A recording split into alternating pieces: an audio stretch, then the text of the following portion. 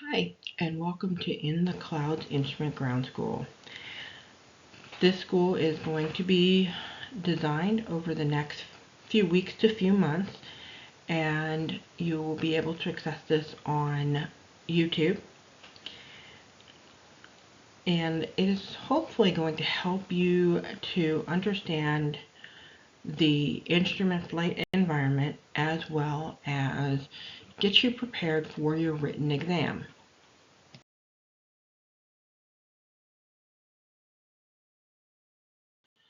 So, becoming an instrument rated pilot.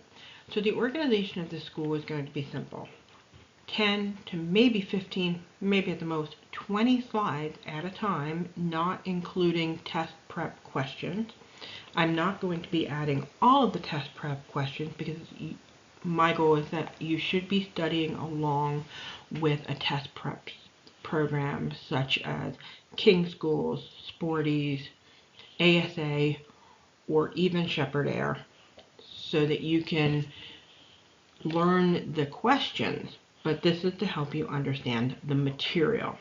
In this school, I'm going to cover the various regulations related to being an instrument rated pilot, the flight instruments, the navigation systems that we use as instrument rated pilots, airspace and airports, weather, the weather services and forecasts that we can use, departure procedures, as well as arrival procedures and approaches. So this course is going to be presented predominantly in video form using PowerPoints, and at the end of each section there are going to be questions from the test prep books. However, I am not going to be giving you every question.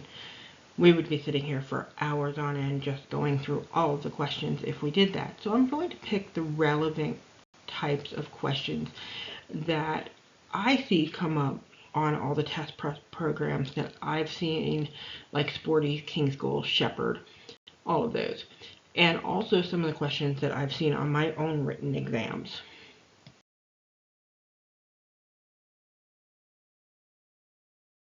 So let me tell you a little bit about myself. I am a college instructor with a community college in North Carolina, but I am originally from Long Island, New York. I have flown in North Carolina, New York, Hawaii, Indiana, Ohio, Kentucky, South Carolina, and Texas. I hold an instrument ground instructor's certificate, as well as an aircraft dispatcher certificate, a drone license, and a private pilot certificate. I am currently myself finishing up my instrument rating as a pilot. I have been teaching for about 10 years as both a college and high school instructor. And as you can see, there's a picture of me with the plane that I'm currently flying most often out of Greensboro, North Carolina. So let's look at the first module, the requirements that we need to be an instrument rated pilot. So in this module, our objectives are to learn what the requirements are to be instrument rated, what aeronautical experience we need to be instrument rated, how to remain instrument current and proficient, what is included in an instrument proficiency track, how to log our instrument time, and what the privileges and restrictions we have with respect to holding an instrument rating. What do we need to be an instrument rated pilot? First, we need to hold at least a private pilot certificate that is appropriate for the instrument rating sought. So if we are looking to be an instrument rated airplane pilot, we need to have at least a private pilot airplane single engine land. If we have a helicopter private pilot certificate, then the instrument rating that we would be seeking would be for rotorcraft. Same thing as if we were looking to get a glider instrument rating. We would require a private pilot certificate with a glider endorsement. So we receive and log ground training from an authorized instructor or accomplish a home study course. We can need to receive and log flight instruction from an authorized instructor, pass the required knowledge test, pass the required practical test, and hold a valid medical certificate. Now, we can also hold basic med for an instrument rating. However, as we'll see later, Basic Med does have its own restrictions with regards to what and how we can fly.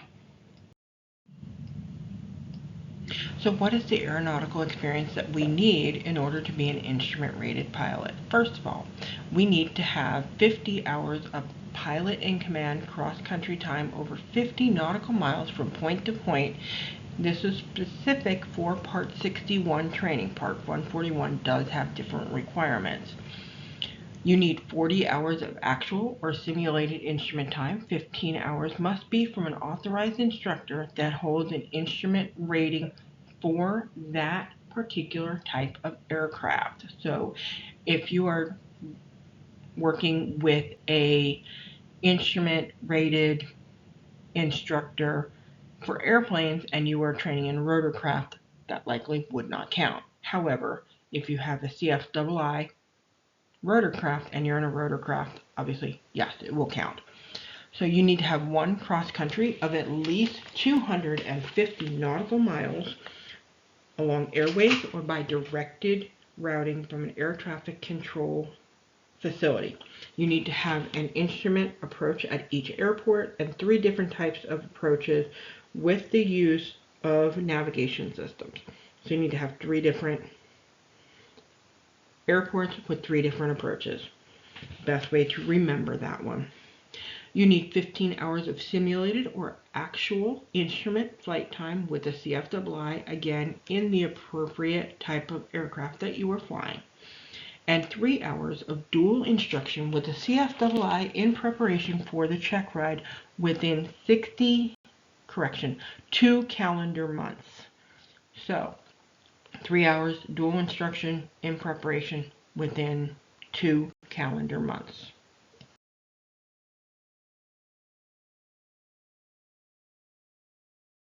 So how do we stay current? So the first thing we're going to look at is VFR. Now if you remember back to your private pilot days, you were told you need to conduct 3 takeoffs and landings in aircraft of the same category, class, and type if a type rating is required within the preceding 90 days.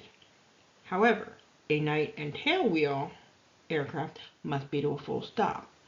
Now, something that most of us may not realize is that these can be accomplished in a full motion flight simulator or flight training device that has been approved by the administrator. So what does that mean? It means that the FAA has said, yes, this is flight training device or the simulator is valid, we accept it, and there will be paperwork that is available for you to either have on hand or can inspect.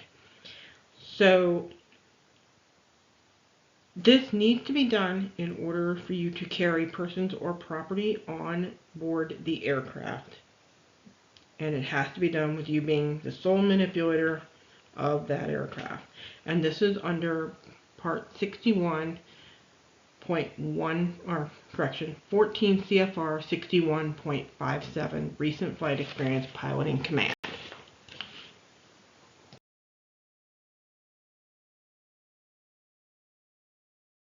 Now, in IFR, within the preceding 6 calendar months, you have to perform 6 instrument approaches, holding procedures and tasks, intercepting and tracking courses using navigational electronic devices.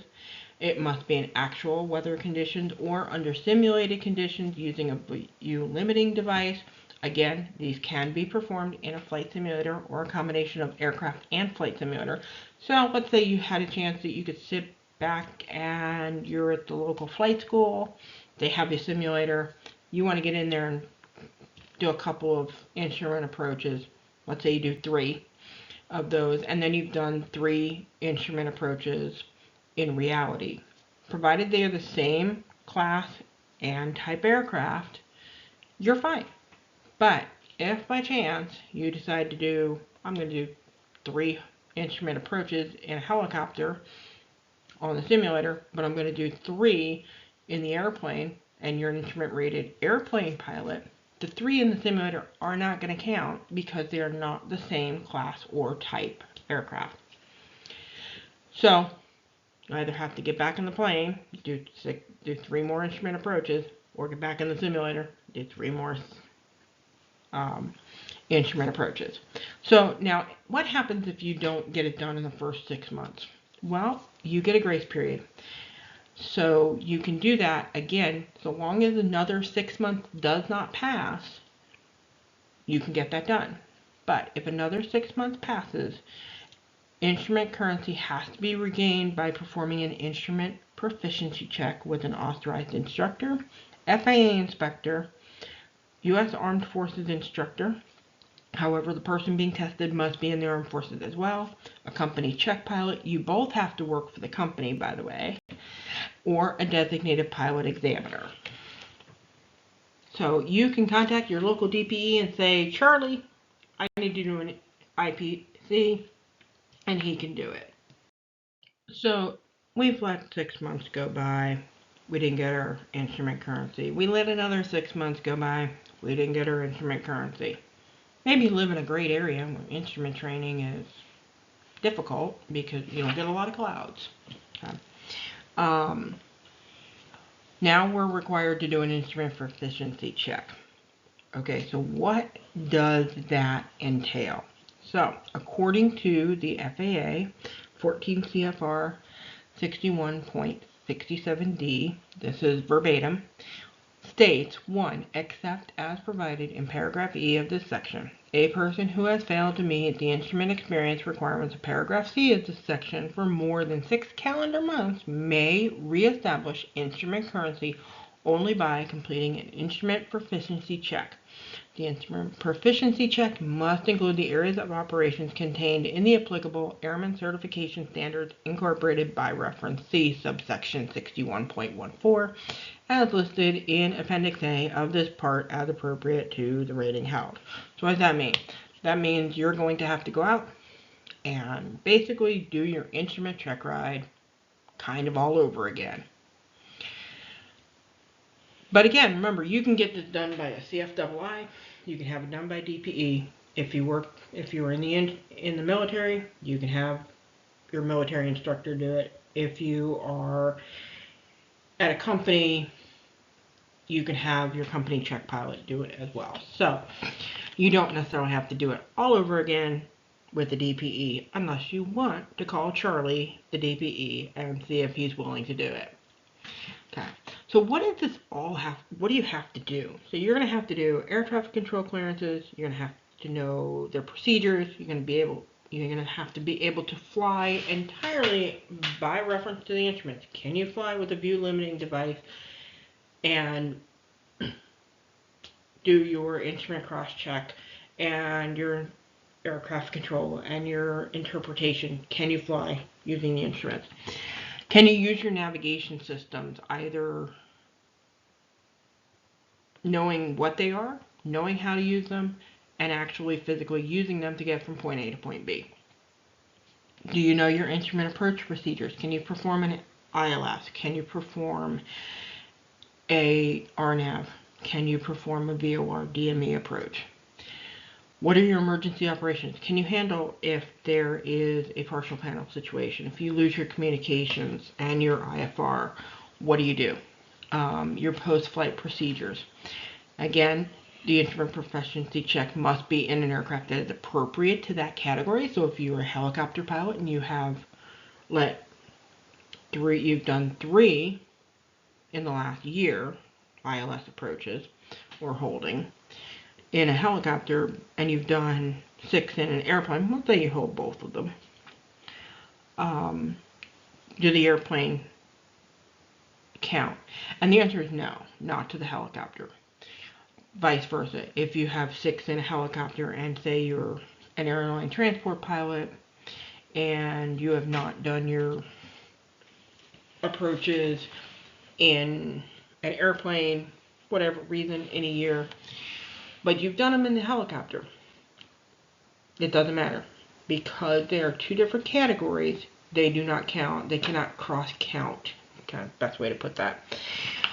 And for other than a glider, you can use a full flight simulator or flight training device representative of the aircraft category. So you cannot go in and decide to fly Airwolf on the simulator and count that for your Citation XL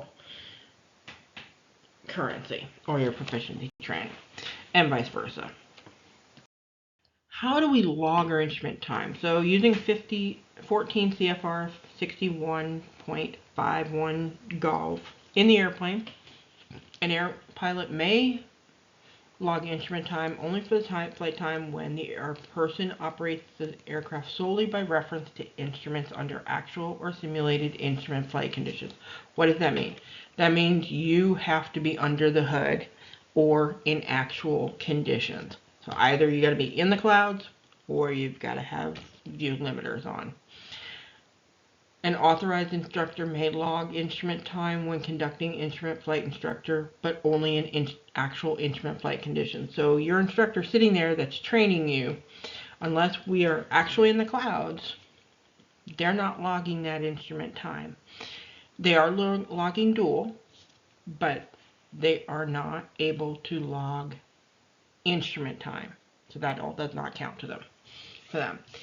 In a simulator, a person may use time in a full flight simulator, flight training device, or aviation training device for acquiring instrument aeronautical experience for a pilot certificate or rating, provided an authorized instructor is present to observe that time and signs the person's logbook or training record to verify that time and the content of the training session.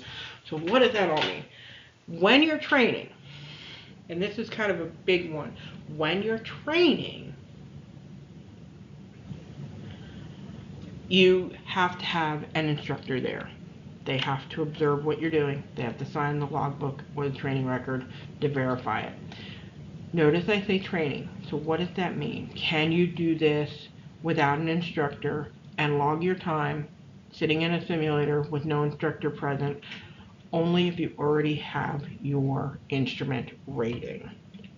So you can't just say, hey, I'm going to hop onto Microsoft Flight Simulator, perform my approaches, and I'm going to count that towards my training. Can't do that because you don't, first of all, it's not an approved aviation training device if you're sitting in your living room. 2, you don't have an instructor sitting there. So you have to have both of those for a training session, but not necessarily for currency. When you log your instrument time, what has to be in the logbook? Well, for the purposes of logging instrument time to meet the instrument experience, you need to have the following information recorded in the logbook. You need to have the location and type of each instrument approach that you did, and the name of the safety pilot if required. Do you need a safety pilot if you're sitting in the flight school in the Redbird flight simulator? No, you don't, because you're already in a training device. But if you are, say, at your local airport and say, hey, I want to go get instrument current, I'm going to fly 6 instrument approaches into this airport, then yes, you do have to have a safety pilot. And what does that safety pilot have to have? They have to have at least a private pilot certificate and a current medical certificate.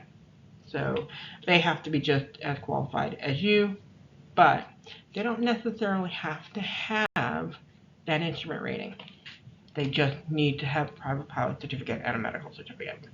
So why do we get an instrument rating? What is the privileges, or what are the advantages to having an instrument rating?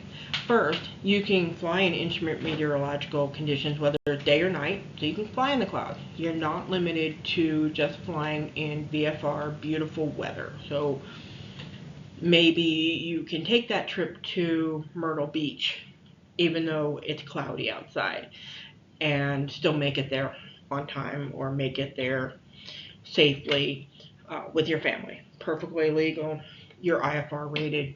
You can go fly through those clouds. That's fine. If you're VFR rated and it's cloudy and icky, well, then you can't fly, right?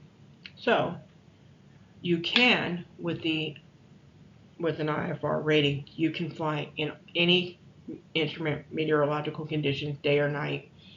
Now, I say that that technically, yes, you can do that, but we also have to think about when we're flying, we want to be safe. So we might not want to fly in certain IMC conditions simply because it is going to be dangerous regardless of our IFR rating as it is. So we can operate in controlled airspace, specifically Class A. You cannot fly in Class A airspace without an instrument rating. It's a requirement. You can't even go to 18,000 and half a foot because now you're in Class A airspace if you do not have that instrument rating. So you can make instrument approaches, so you are not constrained to doing the traffic pattern because now you can come in and do straight in approaches. You can fly for pay with a commercial pilot certificate and fly passengers or cargo over 50 nautical miles or at night. So, can you get a commercial pilot certificate without an instrument rating? Absolutely. So long as you have 250 hours, you are good. You can do that. However, you're limited. You can't fly passengers or cargo for more than 50 nautical miles. Well, if you're just going to fly tours and you're only going to go around maybe your neighborhood, and you're only going to do it at daytime, you're good. You don't have to worry about it. But let's say you decide you want to fly at night with people for pay, and you want to, say, do tours of looking at Christmas lights from the air. It's a great little summer or winter business, right? You want to fly people and they can see their house from lit up from the sky. Can you do that with a commercial pilot certificate? Yes. Can you do that with a commercial pilot certificate and no instrument rating? No. So you have to have both the commercial pilot certificate and an instrument rating to fly those tours at night so that people can see their Christmas lights from the sky. What are some of the limitations of an instrument rating? First, with a private pilot certificate, you're still unable to charge for flying passengers or cargo unless it's incidental to a business or your employment. So, can you get paid for it if you're on the clock flying you and your boss to a business meeting 100 miles away? Yes, because you're getting paid by your boss to do this, but you can't charge him. So in other words, you can't say, hey, boss, I'll charge you $200 to, fly you up to the meeting that we're both going to. He cannot pay, you and he cannot pay more than the pro rata share. That is private pilot certificate. With a commercial pilot certificate, you cannot fly passengers or cargo for a fee at night or over 50 nautical miles without an instrument rating. So now you may have a commercial pilot certificate, but you don't have an instrument rating. Your boss says, hey, I need to get to my meeting 100 miles away. I'll pay you $150 to do this. Can you do it? No, because even though you have a commercial pilot certificate, you don't have an instrument rating. You can't go over 50 nautical miles without an instrument rating. Can you fly them 25 miles away? Yes. Would you likely do that? Probably not, because who's going to want to fly 25 miles? So, we talked about basic med for a little bit. For the most part, you need to have a current medical certificate. But we can fly under basic med.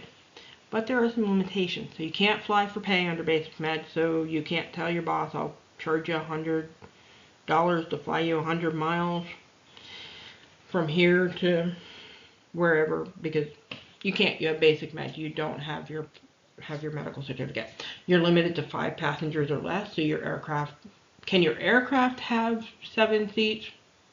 Technically, yes, but you can't have more, but you can't have all 7 seats filled. So that's 5 passengers plus yourself. You're limited to 6 people in that aircraft. You cannot exceed 18,000 feet and 250 knots. Now, one of the questions they love to ask is, you have an aircraft that is capable of going to 24,000 feet and traveling at 330 knots. Can you fly under basic med with this? The answer is Yes, you can, so long as you do not exceed 18,000 feet and 250 knots. So long as you don't go over that, you're good. You must complete a medical exam by a state licensed physician every 48 months. So every 4 years, you got to go to a doctor. Check it out.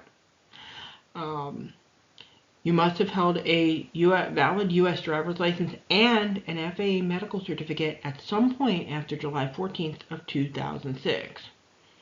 So, does a passport count? No, but a driver's license does. You must complete a free online course every 24 months that you can access. I usually have gotten mine when I let mine go for trying to get into for a medical certificate, because occasionally you don't always get the appointment that you want. I've had that numerous times myself where, in fact, my last second class medical, I had to wait a month before I was able to get in with an AME. So, still working on my instrument rating.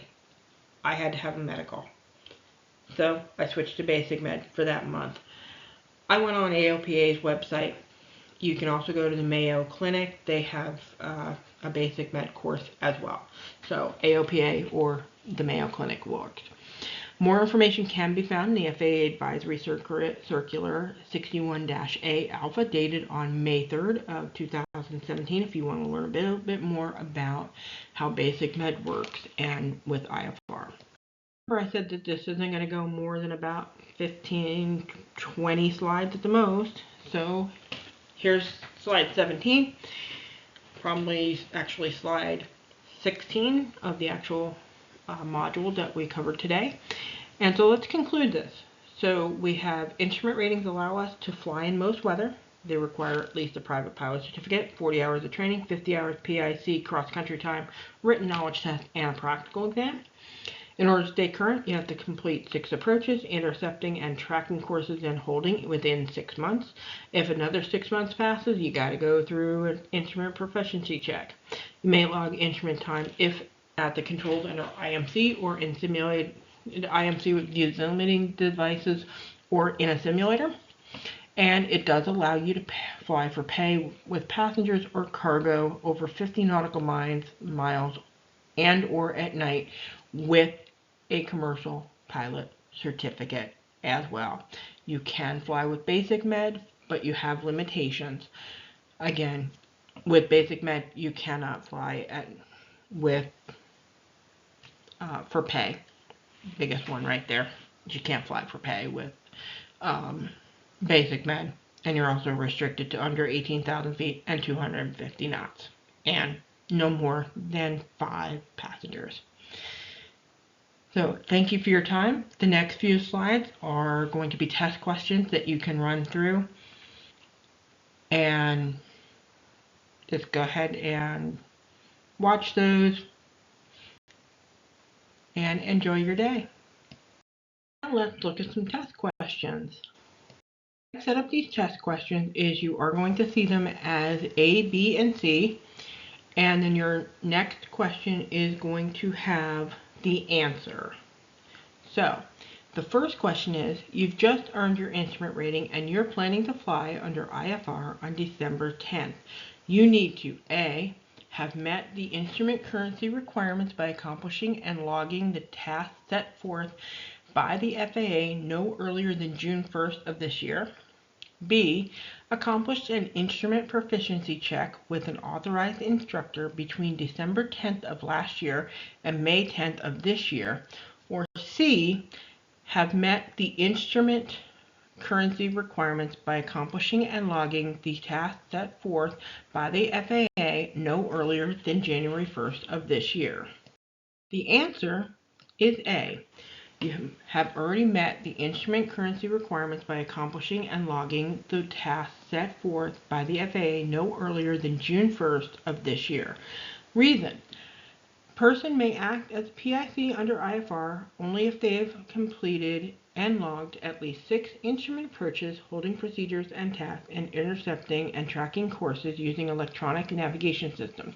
So, Since the flight is planned for December 10th and June 1st is within 6 calendar months before, you are good to go. Remember, the expiration is actually December 31st.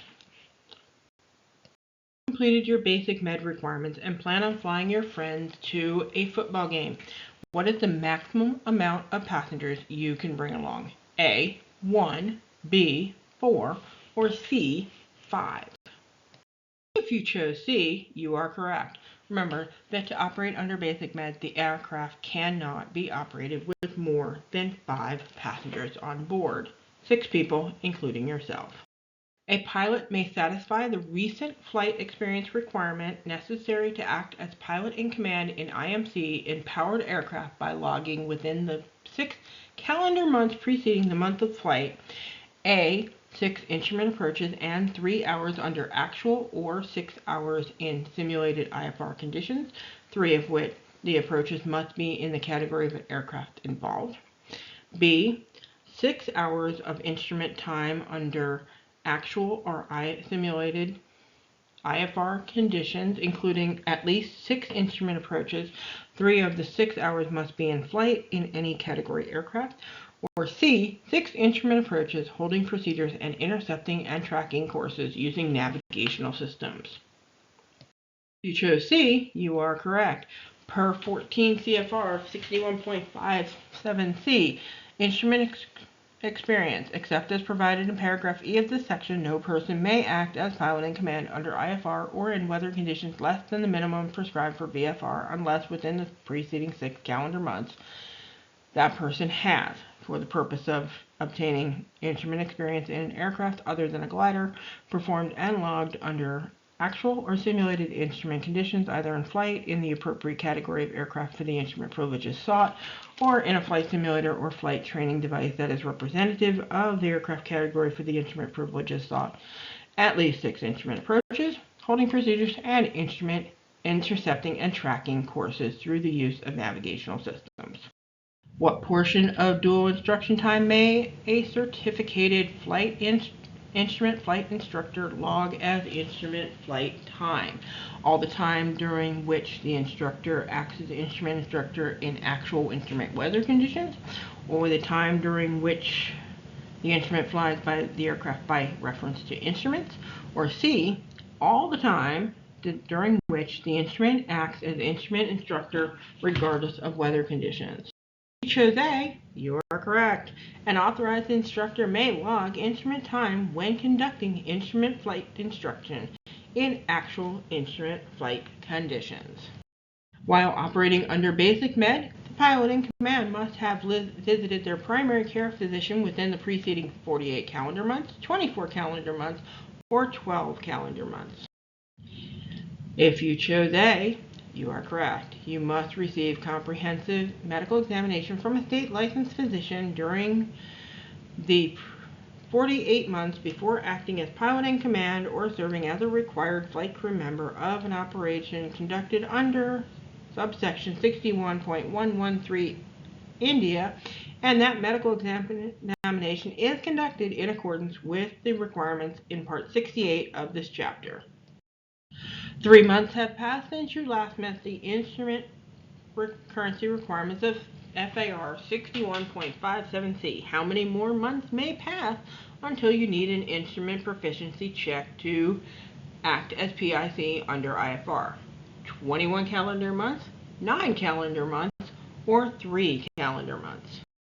If you chose C, you are doing great, because except as provided in paragraph E of this section, a person who has failed to meet the instrument experience requirements of paragraph C of this section for more than 6 calendar months may reestablish instrument currency only by completing an instrument proficiency check.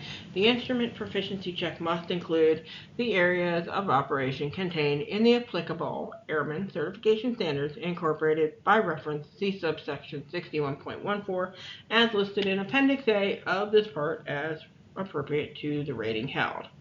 So, how did you do on this short quiz? Remember, while only a few questions were presented here, I recommend downloading downloading a test prep app or program such as Sporties, King Schools, Shepherd Air, ASA to continue your study of the questions you may see on the exam.